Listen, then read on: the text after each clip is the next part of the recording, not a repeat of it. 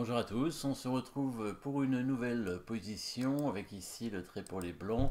Nous sommes dans un milieu de partie et les noirs viennent avec leur cavalier de venir ici en A5 pour attaquer le fou, pour essayer de le chasser. Effectivement, ce fou est bien placé hein, dans la direction du roi.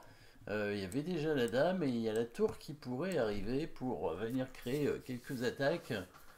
Et donc les noirs tentent de chasser ce fou pour éviter cette attaque et du coup repousser un petit peu les pièces blanches pour obtenir une position à peu près équilibrée certainement si le fou s'en va.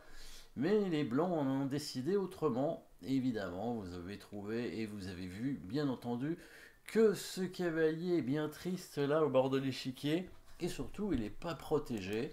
Donc ça c'est une pièce non protégée et évidemment les blancs vont jouer dessus. On va rechercher quelles sont, s'il y a d'autres pièces non protégées, parce que c'est ça qui nous intéresse. Quand il y a deux pièces non protégées, il peut y avoir des attaques doubles, bien entendu. Alors évidemment, une attaque double avec une pièce non protégée peut aussi se faire en faisant un échec, hein, évidemment, donc en attaquant le roi.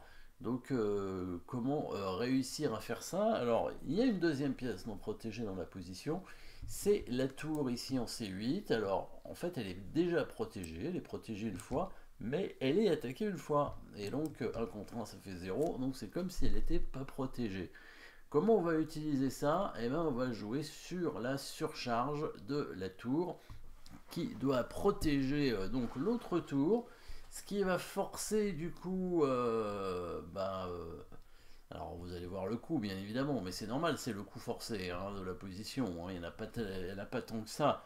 Le coup forcé ici c'est évidemment un échec, il n'y a pas de menace de mat. Donc le coup fou prend pion ici, qui va forcer la prise de la dame, puisque la tour ne peut pas prendre, étant donné qu'elle est surchargée, elle doit défendre la tour en C8, donc la dame va être obligée de prendre le fou, et là c'est la tour blanche en E4 qui va arriver, attaquant la dame pour faire une enfilade sur le fou en E7, hein, dame et fou, sur la même trajectoire. Donc là aussi on a une attaque double du coup, hein, puisqu'il y a dame et fou, qui sont attaqués. La dame peut revenir où elle était pour protéger le fou, mais dans ces cas-là, ça veut dire que le pion évidemment a disparu et donc on peut effectivement faire l'attaque double en faisant l'échec ici qui permet de gagner ensuite le cavalier. Jolie combinaison, très simple, hein, mais il faut y penser. Fou prend pion échec.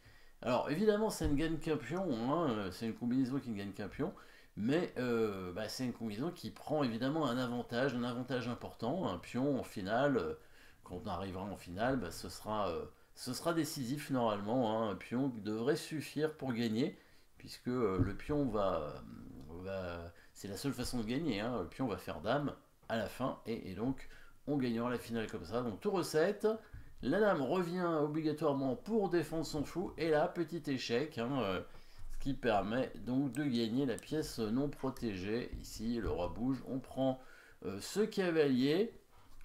Alors, on n'a pas gagné qu'un pion finalement, puisque on a conservé le contrôle de la colonne ouverte, on a le contrôle maintenant de la 7ème rangée, on a affaibli le roi, puisque ici le pion a disparu. Il y a une attaque ici sur ce pion derrière. Voilà, des affaiblissements hein, dans la position des noirs, en plus d'un pion gagné. Il y a un deuxième pion qui est attaqué ici en C7, euh, qui ne peut pas avancer parce qu'il y a un autre pion qui est derrière qui se fait attaquer. Ça veut dire que les noirs vont devoir le défendre. Et puis il peut y avoir des attaques avec le cavalier, la tour, hein, enfin voilà, la position blanche est évidemment très avantageuse, voire gagnante, hein. Par exemple, si la dame vient protéger ce pion ici avec dame D6, bah, peut-être que le cavalier pourrait intervenir pour commencer à créer quelques menaces de son côté, hein. Lui aussi, il voudrait faire des attaques doubles, peut-être.